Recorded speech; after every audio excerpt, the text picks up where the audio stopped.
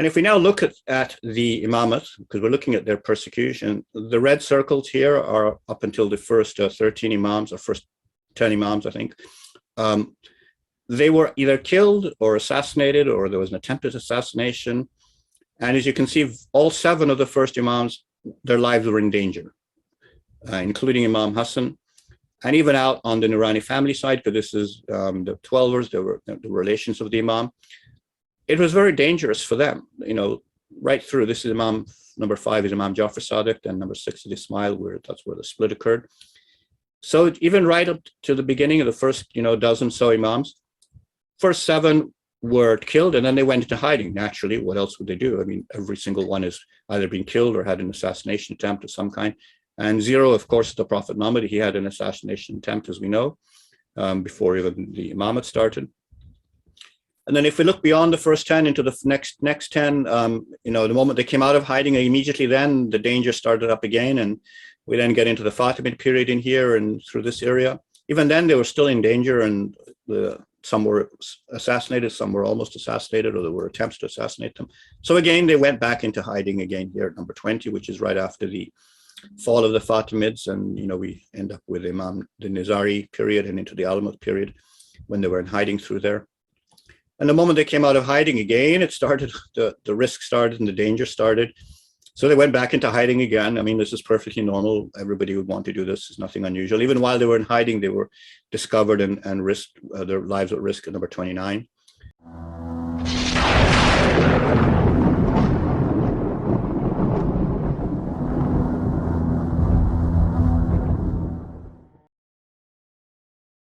So now we get to the interesting part of this whole presentation, which is the actual methodology by which I'm going to be introducing to assess the authenticity of the Imamat, the new approach for the 21st century. And I'm just going to summarize the roadmap I gave at the beginning, right at the beginning, for those of you who might have jumped in the middle here, just to show you how this is going to play out and what I'm doing here. And the key point here is that what the approach is going to do is establish some baselines regarding the Imamat, and then assess the Imamat against those baselines for anomalies. And the anomalies shouldn't exist if the Imams are normal people, but if they're not normal people and it's something unique about them, then we should get some anomalies. And the issue is how big are those anomalies and whether those anomalies are then created by fluke or whether they were intended. So it's a 2-step analysis. The first one will be to show that the Imams are, Ismaili Imams, a unique group of people. And for that, I'll be introducing what I call the annual hoax review, which measures the Ismaili Imams' inconceivable conviction that never wavers. As you'll see, no matter the dangers they face, their conviction never wavers. And then I'll be addressing 2 dilemmas that sow doubts in the Imamat, which is branches and splits in the lines and gaps in the historical record. First will be to show that branches are actually critical data points which help confirm the Ismaili Imamat's authenticity rather than being sources of doubt. They're actually a data point which confirm it, and if you look at it from the right perspective. And then I'll be demonstrating how the Ismaili Imamat is continuous through the gaps in the historical record, which often are used to sow doubts also because the record may be thin or it's not very robust at all, and some places. So that creates doubts about whether the lineage or the continuity is legitimate going through there. And as a bonus, what I'll be doing is showing that there will be anomalies through these 3 metrics I'll be putting together, which is metric number 1, which we'll be doing next, and then number 2A and 2B. And these will all be basically quantified metrics to show the various positions or statements I've made there. And then there'll be some anomalies that are going to fall out of this compared to a baseline of what should have happened. And the interesting part is we can now show that those anomalies are not flukes, but were intended.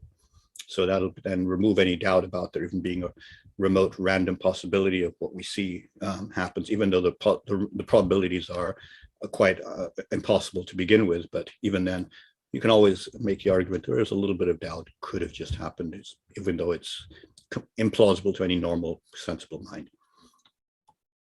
So step 1 will be the annual hoax review. So 21st century minds that we have today need 21st century thinking, as I explained in the last section, was the problems with the traditional approaches to assessing the legitimacy of the Imamat are based on history and so forth, and we need to, and sometimes that's not satisfactory, and we need to move beyond that to see if there are other approaches by which we can begin to deal with this whole question, and something that's satisfying, intellectually satisfying to the 20th century mind. So, as I mentioned, the traditional approach tries to prove, confirm, and prove all of this, and the weakest point is always going to create the most doubt, and it's only as strong as the weakest point. So rather than trying to confirm all this, which, as I explained, is quite difficult in terms of the amount of evidence needed, let's instead just directly and objectively confirm number 7. And that is that authentic interpreters of Allah's revelation actually exist. I may be thinking, how can you do that directly? But that's, if we can do that, we get a whole new approach to dealing with the others. And why would we want to do just number 6 and 7? Well, because if we confirm 6 and 7, we confirm the previous 1 to 5 by definition. So if we can confirm that there was an interpreter appointed and confirm he's divinely appointed and who that is, and then confirm there have been subsequent appointers or subsequent interpreters that have all been appointed through to the present day, by definition, the interpreter is interpreting God's message. That's the whole purpose of the interpreter. We've proven all of the other, that Allah exists, he communicates with mankind, the message in which they're interpreting is the Qur'an.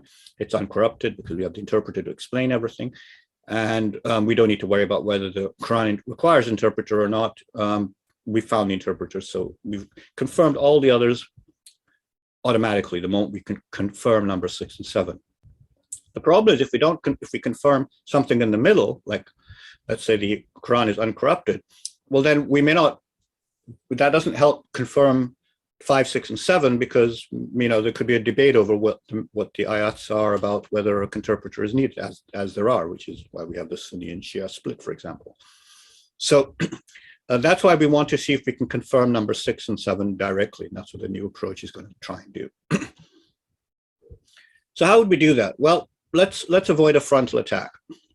Let's just assume for now these 3 are true, that Allah exists, he communicates with mankind, and the Quran is from Allah. And I'll remove all these assumptions at the end, they'll automatically go away, but let's just assume that, and then let's rephrase the question as not numbers 1 to 7 or whether there are interpreters, number 6 and 7. Let's restate the question as, does Allah want us to know his uncorrupted message?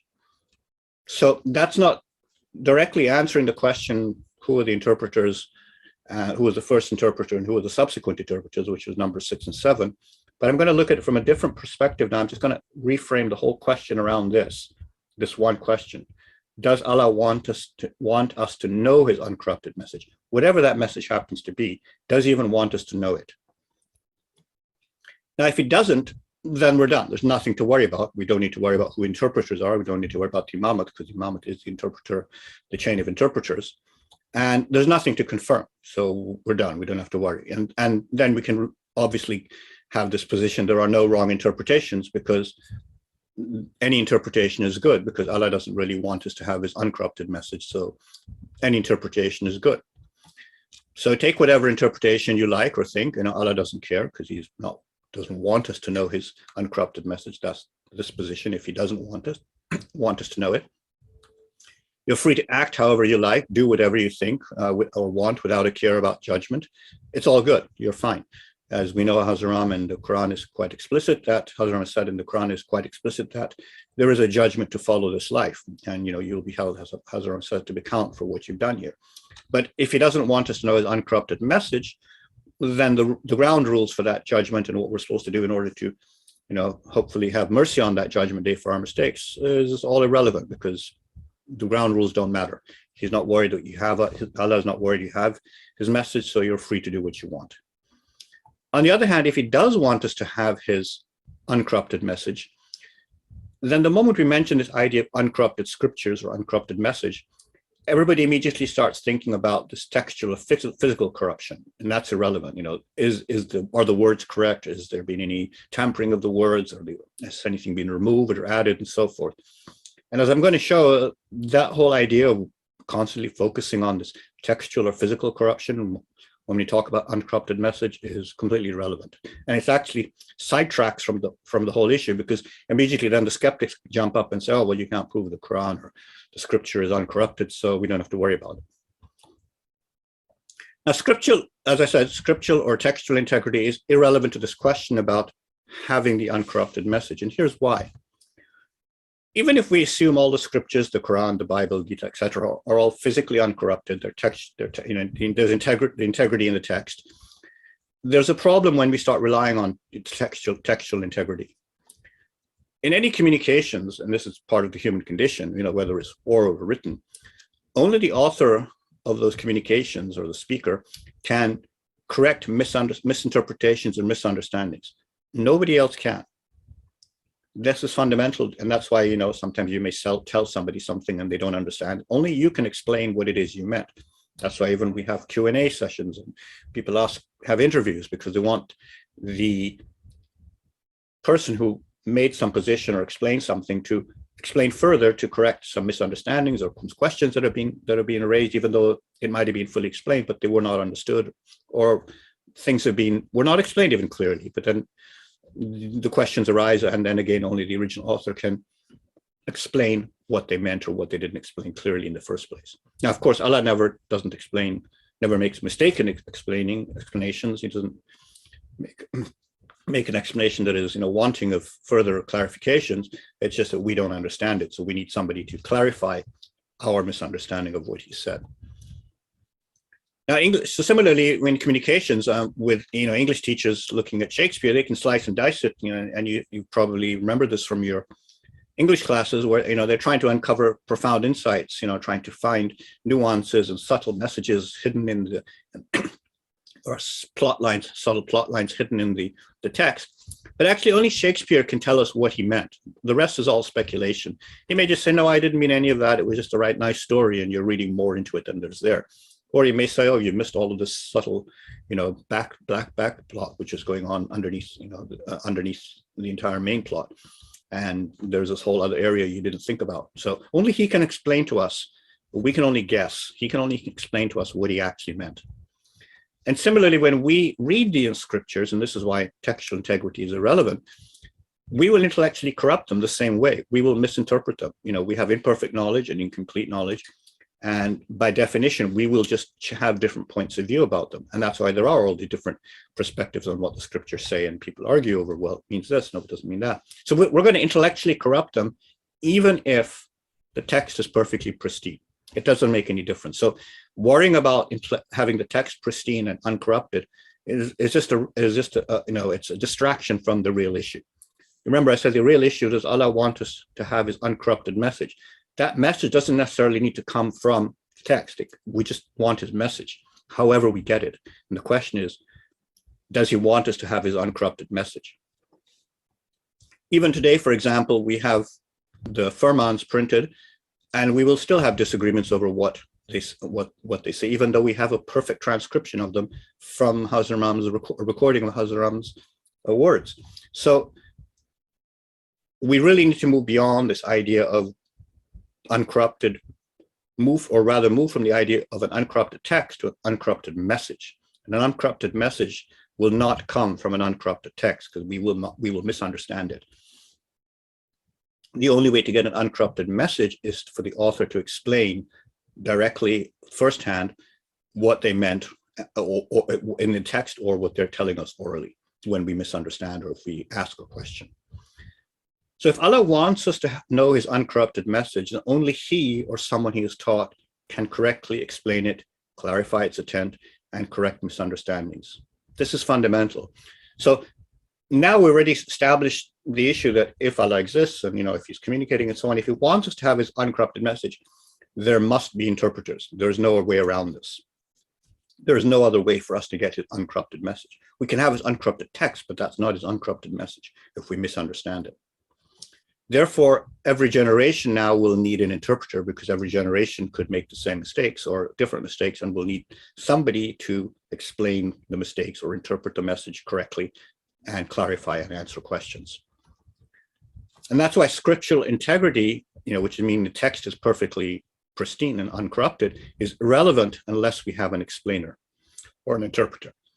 And this is an irrefutable aspect of the human condition. So that's why the question when I asked, does Allah want us to have his uncorrupted message? It really comes down to this question is, are there interpreters? If there are, we need them, because without them, there's not going to be an uncorrupted message. So that's the key point. Does he want us to have his uncorrupted message? If he does, then there must be interpreters in every generation. So that establishes even right there the philosophical and intellectual requirement for the Imamat. Whether or not it's true is another question, but now it begins to make sense. Okay, we're going to need that at a base minimum if the faith and everything else is true. So the real question is, are there interpreters? And if there are, then everything falls into place. Now, there are potential candidates of, what you might call divine representatives, and these are the Ismaili Imamat, the Pope, the Dalai Lama, and others.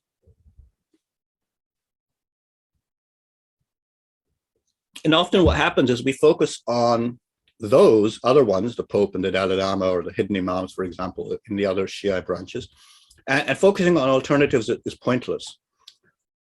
Focusing on what for example, another way to look at this is if we focus on what 2 + 2 is not, it'll never confirm what 2 + 2 is. If you focus on 2 + 2 is not 5, not 6, not 7, it doesn't tell you what 2 + 2 is 4, never confirms that, it just tells you what it's not. And so focusing on the Pope and the Dalai Lama is sometimes used as an excuse to say, well, the Pope, for some reason, has decided, because again, this comes to this rivalry between faiths, which is unhealthy and not needed. But often what happens is some of the one faith or another faith will try and prove the other divine leaders are not legitimate for some reason or another, according to some criterion they've established. And therefore their leader is automatically the correct divine representative. And that's making the assumption that there's only one divine representative allowed at a time, which we don't know if that's true or not, and unnecessarily pits one faith against another. But it still doesn't establish theirs is who they claim. They've just made an assertion it's the one because the others aren't. So similarly, focusing on the Pope and the Dalai Lama will never confirm if the Ismaili Imamat is authentic. It might not be. Maybe there isn't any, because we don't know if God exists or all of this is real or it's just a big superstition or a fantasy. So it's not worth trying to, it's not important and not needed and not relevant and not helpful and accomplishes nothing to focus on the other divine representatives. And it's also, sometimes you'll hear the argument, the Imamat can't be because of some reason. And it's pointless claiming the Imamat is false because of that reason. If the Imamat is, if we can prove it is, and speculating why it can't be is irrelevant. It is, so that's it. So if you think it shouldn't be because of that, well, your logic, which is basically deduction here, because if this, then that, is irrelevant and false. The earth is round. If it is round, it is. Not understanding why it's round doesn't make it flat again. So similarly, if the Imamat is real and it exists, not understanding why or suggesting it couldn't be because of X, Y, Z doesn't make it not exist. It exists. You can't just say it doesn't exist because you don't think it should because of some reason. It's there. It's been, that's the discussion. What you have to understand is why you thought it shouldn't be there because of some reason X is mistaken. And come back to say, okay, well, I was wrong in my assumption or my deduction here or my information or my thinking. So our interest and focus is on the positive, showing 2 + 2 is 4, showing that the Imamat is legitimate and genuine and is authentic. So we're focusing on the issue is we're on confirming the Imamat is a divine interpreter. Maybe the Pope and others are too, and that's fine. That's for their followers to confirm and assess, as the Quran says, unto you, your religion, unto me, my religion. So now the issue is the Imamat is either real or false. There's no two options here. That's the entire question here. Is it real or is it false? And Carl Sagan made the point, extraordinary claims require extraordinary evidence. So if the Imamat is true, then that's quite an extraordinary claim, as we'll see. And we're going to need some extraordinary evidence to show that. Now, if there is no extraordinary evidence and the Imams are basically false, then the Imams are either what you might call knowingly perpetrating a hoax, because they know they're false. There's no evidence. They know they're false. So they're perpetrating a hoax, or they just believe they're the chosen ones or this divine representative.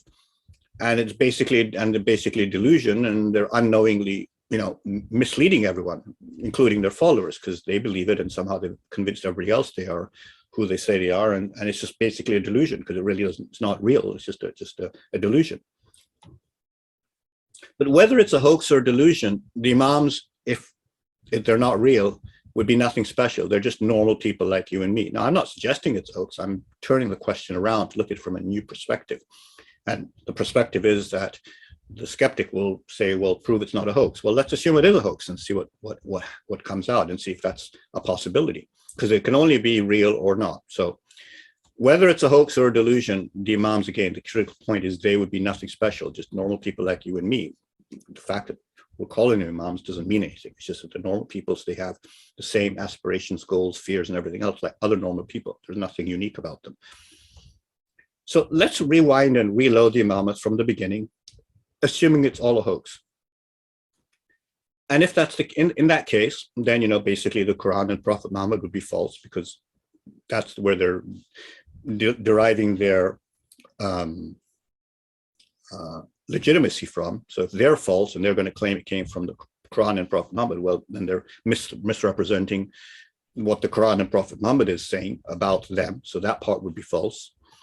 The events at Ghadir Qum and the 49 Imams would be false, and obviously, because we're assuming the whole Imamat is false, so nothing could have happened of any consequence to legitimize them at Ghadir Qum.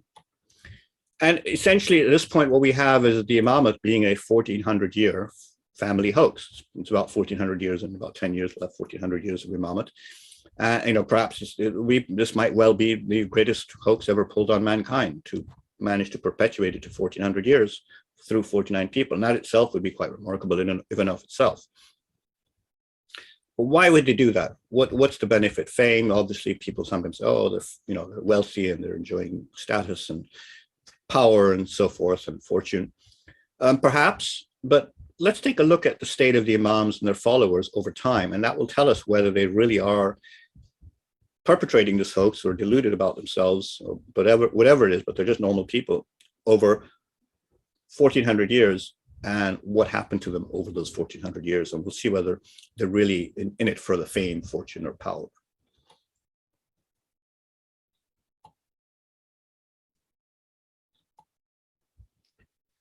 So let's take a look first at the history of their Ismaili followers, who were massacred simply because they followed the Imamat. And if you go through history from the 7th century, 8th, 9th, 10th, 12th, 13th, 14th, all the way through to the 18th century, the Ismailis have been massacred or persecuted. Even the Imams, of course, have been, and I'm going to come to that, but I'm just looking at the Ismailis themselves. This is simply because they follow the Imam.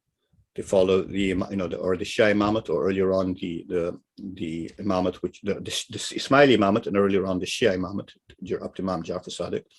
And even after that, the Twelvers were persecuted too. So there's a tremendous amount of suffering taking place because of the Ismaili Imamat amongst the Ismailis. They're suffering even right up until the 18th century, where Mona Slama Mashahid said 70,000 Ismailis were killed. So keep that at the back of your mind as one issue. I mean, obviously, if they're perpetrating a hoax, this result is certainly not a very satisfactory or how can you call it, ethical outcome to that hoax, but it's there, and this is what it is. So if it was a hoax, this is the one result of that hoax. And now let's look at the Imamat themselves and see what's happened to them. That was the Ismaili. Now let's look at the Imamat themselves. And what I've got here is a diagram we're going to be seeing all the way through the rest of this presentation over and over again in different formats with different information displayed on it to help us understand the points that I'll be going through. And this is basically 49 Imams. 0 was Prophet Muhammad, and we go through the 49 Imams right through to the present day, and obviously it'll keep on going beyond that. And this dotted area here, these dotted sections, there's three there, 8, 9, and 10, and 20, 21, 22, and 28, 29, 30. These are Imams where they went into hiding, and historical record goes a little thin, obviously stronger at the beginning, and it gets weaker as we go into 2 or 3 generations in. Now, these are the branches that we've seen, some of the major branches, as we know, since the Imamat was established.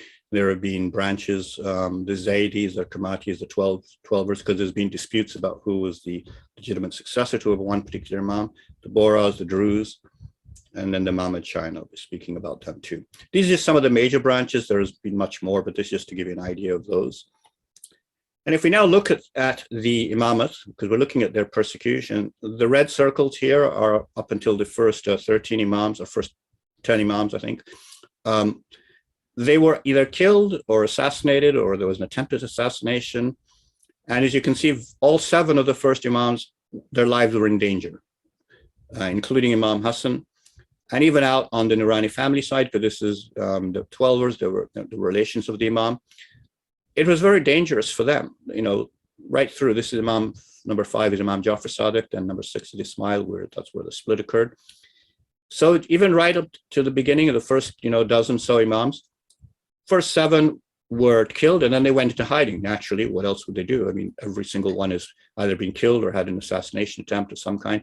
And 0, of course, the Prophet Muhammad, he had an assassination attempt, as we know, before even the Imamat started.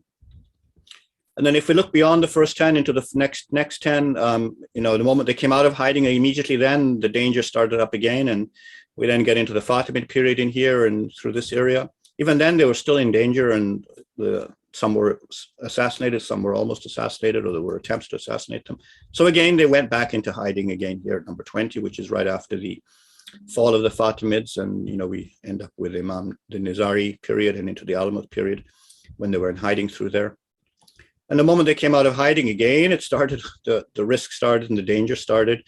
So they went back into hiding again. I mean, this is perfectly normal. Everybody would want to do this. It's nothing unusual. Even while they were in hiding, they were discovered and risked their lives at risk at number 29. And then once they came out of hiding here into the Taqiyya period, post-Alamut, even now, Imam number 36, 42, 45, 46, and right up to Imam Hassan, he had an assassination attempt on him. So 24 of the 49 were, killed or had failed assassinations, or they were suspected kills, some were threatened, including the family members, and probably a lot more outside the family members, but I'm just looking directly in the Imamat themselves. And then of the remaining ones, 18 were, hiding, as we see here in 8, 9, 10, 20, 21, 22, 28, 29, 30. And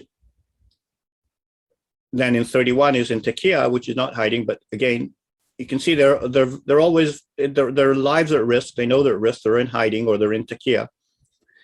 And this little gray circle here, which is these through here, is where our lineage records are a little thinner, but because they're in hiding, and I'll get to that. And then out of the remaining 7, which are only 7 left, those are the only ones that are relatively safe. I mean, it's not that they're threats, their lives weren't there, they're always there, but they're relatively safe, and that's during the Fatimid era and somewhat in the modern era. So if they're in it for fame, fortune, and so on, it's certainly not a very risky, it's not a very helpful, hoax to be carrying out if you're trying to just get it for fame and fortune. You're on the run all the time. You're always hiding. Only 7, which is like 14% of the 14 Imams to date, were relatively safe. Your life is in constant danger. Your family life's in constant danger. Your children are in constant danger. And for what, right? Now let's take a look here. So if we consider this, was it fame, fortune, and power? Well, if you look at the first 13 Imams, which is, the first 300 years, all the Imams, Hazrat Hassan and Mehmet Nurani family were killed, suspected, or almost killed, or threatened. They're hiding out of fear, right up through the 13 here. All of them were not enjoying any kind of peace at all. They were constantly under danger, even hiding if they had to. There's even reports that Imam Jafar Sadiq held a mock funeral for Imam Ismail, and that's why there's this confusion about that him predeceasing his father. Again, this is just to mislead enemies so that they would leave the family alone because they thought, the successor has died. And there was no wealth during this 300-year period. You were lucky to even survive. So this is 300 years of Imamat. It's not that, within a generation or two, they started getting the wealth. There was none here. And they had no, there's none right through to number 13 here, which is the start of the Fatimid period. So certainly not doing it for fame, fortune, or power there. It's just a very risky thing. There's a risky thing to do. Normal people wouldn't do that. And then Imams 14 to 18 in through here, this is the 200 years of the Fatimid era. And there's relative peace and wealth there, but there was no reason for the first 13 Imams to expect there was going to be any wealth. They were on the run and hiding all the time. It's not that they were telling their sons, we got to continue this hoax because eventually we're going to make some money at this and get some benefit out of all of this risk we're taking and all of our families' risk and so on. If you're thinking, remember I was saying, if this is a hoax, they're just normal people. So they're figuring out a reason to do this, and we're trying to understand what the reason would be. But even during this period, during the Fatimid period, even Imams number 16 and number 18 were killed or suspected killed or in danger. So that's in through here. And then immediately they went into hiding. So then in Imams 19 through to 27, which is out this, around the corner here in the diagram, this is the Alamut and then the Mongols invading. And then after that, when they go into hiding again, and then into Turkey, which is right through to 27, right over here in that whole third row here. And then out into 28 to 42, which is right up until the modern era. Again, they were almost killed or threatened, and they're hiding out of fear again. So they lost the wealth. So now they're going to continue it thinking, for another, 30 generations or 20 generations to say, we've got to continue this hoax because we might get that wealth back again. We'll just continue it on, even though we're on the run, we're hiding, we're being killed, families are in dangers and so forth. It makes no sense. And then the modern wealth finally rose, let's say in Imam number 46 in the modern era. But there was no reason for all of these previous Imams after the Fatimid for 20, 25 Imams and 700 years to think, the wealth will appear, so we'll just keep this hoax running for 700 years. And there's no reason to assume it magically appeared. It happened. So we're looking at it from the current context. They're very wealthy and they have a lavish lifestyle, as the detractors will say. And so they're in it for the money and so forth. Well, look at the history. It makes no sense. They're not worrying about this current period. In their whole period, they've had 200 years of peace and relative wealth in the Fatimid period and 200 years now. But in between now, that means 1,000 years, it's just been brutal for everybody, in fact. So there's no real benefit to this. And you don't expect the wealth to come when you're in these in between eras where there's no wealth. You're not expecting the wealth to come. You're not doing this for that purpose. And then don't forget, during this whole period, while they're in danger, of course, there's all these massacres of the Ismailis throughout, as I showed in the previous slide. So would anyone endure such risk and allow such suffering for a hoax? Why would anybody do this? No, nobody would. But let's say they did. For some reason, they've managed to figure out some justification that that they would. But let's see what it means if they are carrying out a hoax. Now, the key to confirming whether the Imamat's authentic, confirming Imamat's authenticity, is this little passage from one of Hazram's interviews. And could this be true across time if it's a hoax? And this is what inspired me down this line of thinking, what brought me to this perspective that we're looking at and how to assess the Imamat from a different quantified perspective. And what happened in a 1965 interview, Hazram was asked by Nicholas Tomlin of the Sunday Times, with all these recent tensions and anomalies, have you ever felt your own faith threatened? And we're talking in the context of the 60s, the tension of this Cold War and so forth, and recently coming out of the Second World War, like 15 years earlier and so forth. And the Soviet Union was there, and of course they were not practicing or allowing faith to be practiced. The Christians were under persecution and so forth. So there was a lot of tension for faith communities at the time. And so Hazram said, no, not at all. Not at all. I've never felt our faith threatened. His own faith, he's talking personally. And so Nicholas Tomlin asked him, never a moment of doubt. And Hazram said, no, never a moment of doubt. If anything, I think my faith has become stronger. He was talking about him personally. Now the question is, he's saying never a moment of doubt. And we just looked at what, the anomalies that, or the problems that the current Imam was referring to, having to answer or respond to, that Nicholas Tomlin is bringing up, are nothing compared to what the previous Imams have endured. And they went right through that. It seems like they never had any doubt too. They kept on going through. So, when Hazram says he's never had a moment of doubt as an Imam, that we can take that also to mean Imams never have a moment of doubt. Now, of course, some people will say, well, of course, that's what he's going to say. What else would he say? He's not going to say I had some doubts, because he's supposed to be claiming he's a divine representative as the Imamat is. So what else would he say? He's not going to say, no, I had some doubts, because then it would cast aspersions onto whether he's actually who he claims to be. But then if that's the case, and he's just saying it for the sake of it, well, then he's not an Imam, right? He's just a normal person, or he's just saying it for the sake of it, doesn't mean it. So if it's a hoax, this statement can't be true. If he's not an Imam, then he can be saying anything. So if we assume he is the Imam, just take this at face value, let's see if that's actually the case. If there never has been any doubt, because if there never has been any doubt, that's quite unique and special. There's something very different there. So the question is, despite all this risk and suffering, were there no doubts? Were there no second thoughts? So remember, again, I'm just assuming that the Imamate is a hoax. The Ismaili Imams are nothing special. They're just normal people like you and me.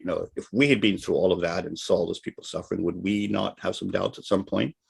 So if it was you, when would you have second doubts or thoughts? Perhaps when you were appointed and a family, and remember all your forefathers that were killed, would you begin to think, am I going to continue this hoax? Like, really? Everybody's been on the run and killed or almost killed or assassinated and constantly in danger, except for a few periods when there was some wealth, which we don't know if it'll happen again, remember, at any one point, or how long the wealth will continue, because it can end. It ended in the Fatimid period. There's no reason to assume it's going to continue. How about you, when you're on the run? Would you have traveled traveling incognito in one of those earlier periods where there's the red circles or the yellow circles? Would you have some doubts during that time at some point? How about when you start a family and wondering if they will be killed and your wife and your children are put in danger too? Because it's not that just the Imams are in danger, the whole family was in danger, as we saw even like on the Musa Kazim line for the 12ers, they were at risk too. Would you have some doubts of this? Your whole family might get killed and you're at risk. Your children will be killed. I don't know of any family or father or parents would put their children at risk or put their spouse at risk. How about when you designate your son, as you have to eventually, and say, hey, we've got to keep this hoax going, and so you're going to be the next one to keep it going. You've put him and his family at risk. How about when you see thousands of Ismailis being massacred and slain just because they're following you? I mean, at what point will you have some doubts here? You will have some doubts at some point. To say you don't have any doubts as if you're a normal person is not, makes no sense.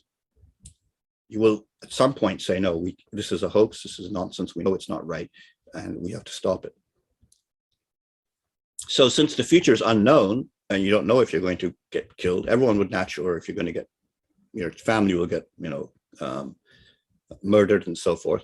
It's natural for everyone to have some second thoughts or serious and dangerous matters. You'd have them continuously. You'd always be thinking and looking over your shoulder, especially when you're on the run or you're hiding. Or how about when one of your family members just got killed? I mean, at that point, you probably definitely think, well, do we really want to continue this? Is it worth it? What's the benefit here? What are we doing this for? So let's start making this a little more concrete rather than just assuming and just trying to read people's minds and so forth. Let's look at something concrete now. Let's assume it's obvious and normal people would have some doubts at some point. And let's assume every year the Imams hold what I call an annual hoax review. So there's been 49 Imams, 1400 years of Imamat almost. So let's assume every year on some day they have this event where they have an annual hoax review. And what they're going to do, the current Imam at that time takes stock and decides whether or not to continue the hoax as the Imam, despite all the risks himself, his family, his relatives, and his followers. Because they will be having these doubts if they're normal people. Any normal person would. So let's assume they do it at least once a year. And why once a year? Well, you can do it every 5 years. It really doesn't matter. But you could do it every month. But then the question is, this, the more closer you bring it together, you'll think, well, obviously, if you decide today you're going to continue, you probably decide you'll continue tomorrow. Not enough time has happened between the two decisions. not enough might have changed in the world that would make you reconsider your decision. So after a year, there's things that there's enough things that have probably happened. Maybe you've got married, maybe you've got a new family member, a son or a daughter, or some new invasion is coming your way, or you've now been threatened by some new enemy or something. So within a year, you'll probably think, okay, fine, let me look at this. Enough has been happened and we've had enough changes. Let me reconsider whether we want to continue this. It might be a peaceful period, and so it really doesn't matter whether you did it 1 year or the next year. But as we've seen, pretty much all the time, there has been some sort of threat and danger. So virtually every year, there has been some new, event on the horizon, or risk, or issue, which would make you rethink all of the whole hoax, whether you want to continue it or not. So that's why it's every year. And if you do it every 5 years, as you'll see, nothing much changes. But I'm just assuming every year because it's reasonable enough, and it's enough times between each decision to make each decision relatively independent. So as I said, we've had about 1400 years of Imamat, and in 10 years, happy to side here, we'll have in 2032, we'll be celebrating 1400 year anniversary. So what we have is over 1400 years, 49 people taking part in this hoax have had 1400 opportunities at the annual hoax review to stop the hoax or continue it. They've had 1400 decisions or opportunities to do this. And all 1400 times, all 49 people have decided to continue the hoax because it's not stopped, it's continuing, right? Because we're saying, what if it's a hoax? Even though it gets 86% of them, only 14% were relatively safe, killed or almost killed, or puts their families in danger, or their followers persecuted. Despite all of that, all of them continue this hoax, even though there's no real benefit to them except for some very short periods. Never to stop the hoax at the annual hoax review, because they would have thought about this at some point. So I'm saying let's assume they do it. They only think about it once a year, only, nothing more than that. Not once does any of the 49 say no more, stop. Not once. Neither does any of the 49 during these 1400 opportunities they had say enough is enough and stop. Neither does any of them say my family's safety comes first and stop. These are all the normal things that people would look at and say, this is a reason why I've got to stop, and I'm going to. But not once, despite all of this, do they ever stop. Why is that? So given the future is unknown, as we all know, and risks are very high, we would have naturally assumed that eventually one of the Imams would have abdicated to say, no, I'm not going to continue this. My family is important. It's not possible that none of them were cared about their family and they were, blindly going after this hoax regardless of what happened to the family. No, they knew the risk to the family and they still continued it. So this is the normal expectation. And as I said, we're going to look at baselines and then measure if there's an anomaly against the baseline. The normal baseline, the expectation, which you can say is a baseline by which we're going to assess for anomalies, is sooner or later, someone would have stop the hoax because it's too dangerous. It's not worth it. There's no real upside to the whole thing. But none did. So what are the odds of that? That's what we're going to look at now. We're going to start quantifying this whole issue. Let's calculate. So quantifying this hoax, the fact that over 1400 years, not one of them ever said, we're going to continue the hoax, when they should eventually at some point. Now, when you're flipping coins, we know the probability of flipping 3 heads in a row is 2 times 2 times 2. You can have a head or tail, so it's 50-50 chance of each one. And if you do it 3 times in a row, it's 1 in 2 times, 1 times 1 in 2 times 1 in 2, or 2 to the 3rd power, or 1 in 8. So if you want to flip 3 heads in a row, the chances are 1 in 8, or 12% roughly chance you're going to flip 3 in a row. Now the probability of flipping 1400 in a row is 2 times 2 times 2, and for 1400 times, so that's 2 to the 1400th power, if you remember some of your basic algebra, and that works out to 10 to the 411th power.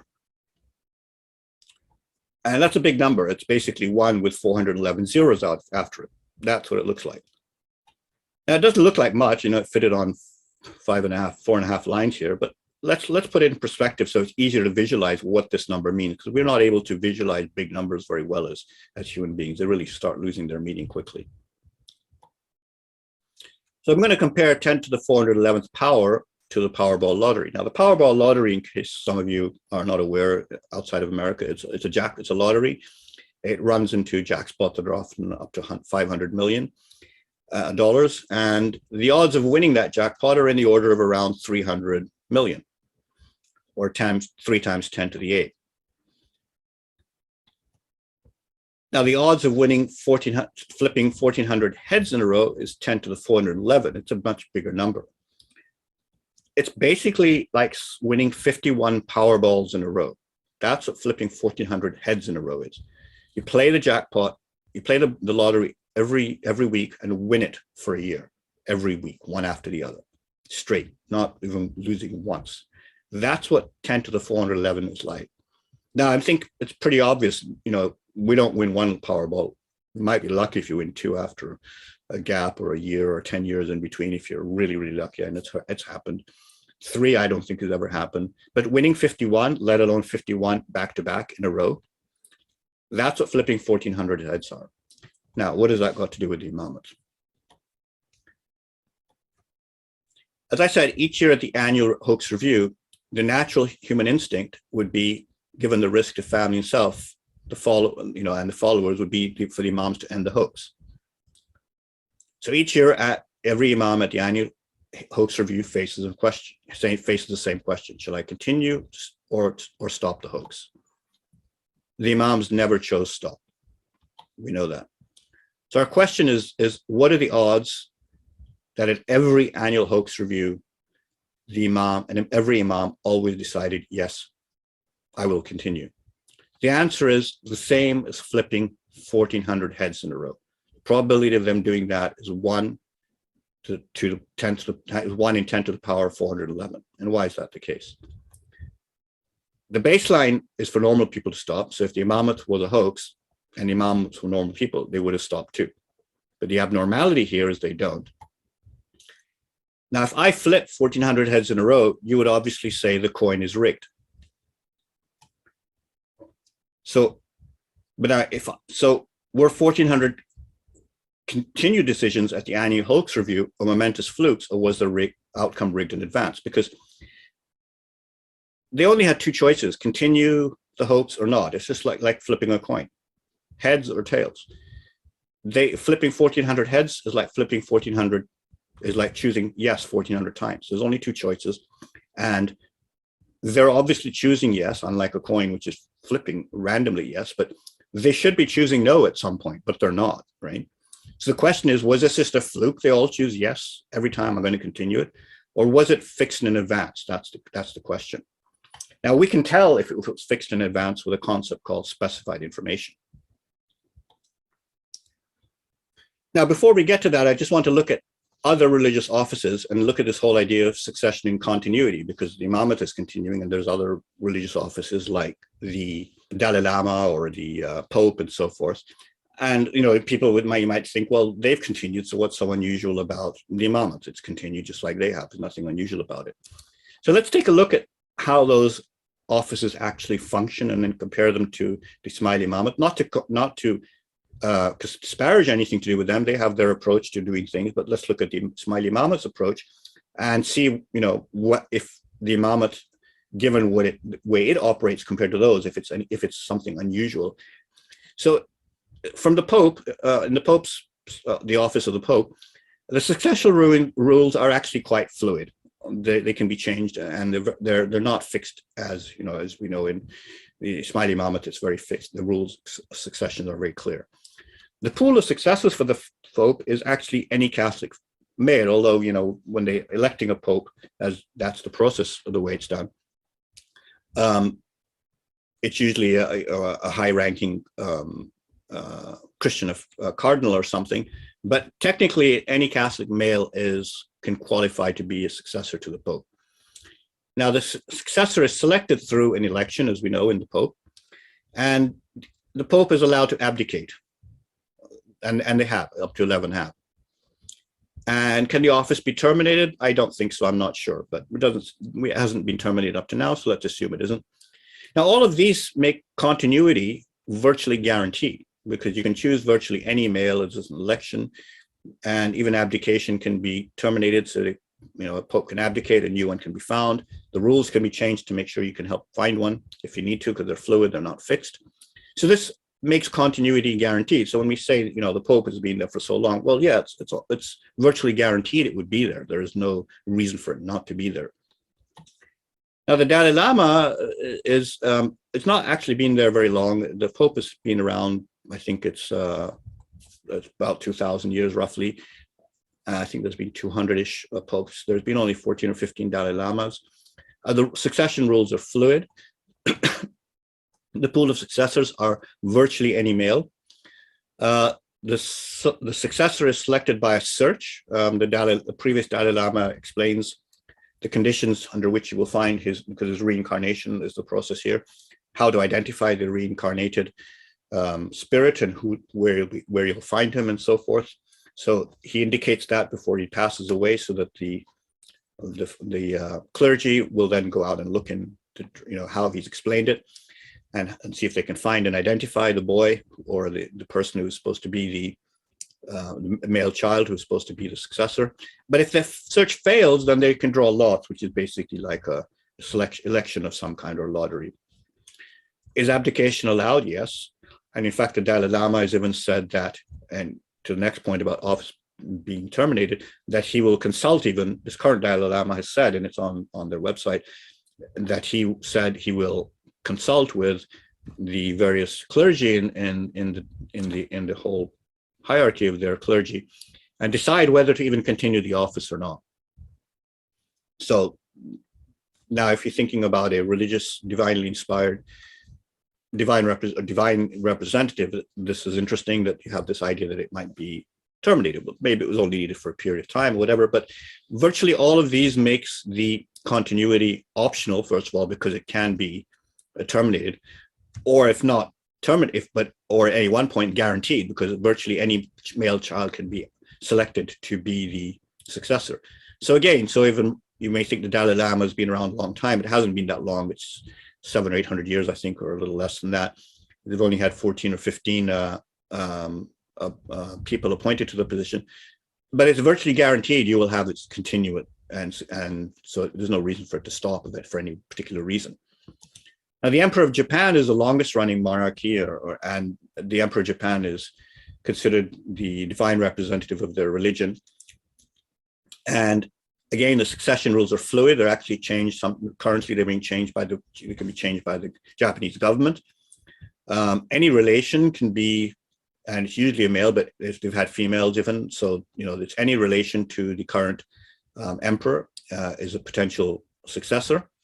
The way the successor is selected is through the degree of kinship, how closely related they are. Abdication is allowed, and in fact, they actually suggest the emperor retire after 10 years because that's their feeling that it's a very stressful job and they should retire. So the office may be terminated. I don't think so. It's been around about 600 years or 500 years longer than the Pope. It's about 2,500 years, something in that range. But again, all of these rules of how to make for the continuation are make it virtually guaranteed that the emperor's office, will continue. So it's nothing unusual to see it continue. It should continue. It'd be unusual if it didn't continue. So when we're looking at the Imamat and saying, well, there's all the other religious offices that have been going on for 1,000, 2,000 years, what's unusual about the Imamat? Well, the way they're set up, they're virtually guaranteed to continue. There's very little that would make them not continue. Now, the Ismaili Imamat, on the other hand, is quite different. It has a fixed succession rules, as we know. It's just the male offspring of the current Imam, or either direct descendant or remote issue, son, grandson, whatever. It's only male descendants, which makes it so it's already narrowed the pool down to a very small group of people who could disappear, and who are, as we're looking into history, they're facing these enormous pressures to, stop the office if especially if it's a hoax, but even otherwise, but they don't, regardless. The appointment is by the last Imam, so it's not just any election or search or anything else. Is abdication allowed? No. May the office be terminated? No. So all of these make it highly improbable for continuity to continue, yet continuity is there. So just as a matter of comparison, the Ismaili Imamat set it all, the way it's set up is continuity is extremely not extremely unlikely, given everything else around it, and given the way the succession is carried out. So it's good to keep that in the back of our mind when we sometimes thinking, oh, well, you know, they didn't choose to end it. Well, what about all these other religious offices? Well, they don't have the same challenges at all. They're completely different. Now, that doesn't mean they're not legitimate. I'm just saying there's a complete difference in the way it's set up. They're set up in the sense, in a way that would allow continuity. The Imamat, Ismaili Imamat is the way it works, and the rules it operates under make continuity highly improbable, yet continuity exists.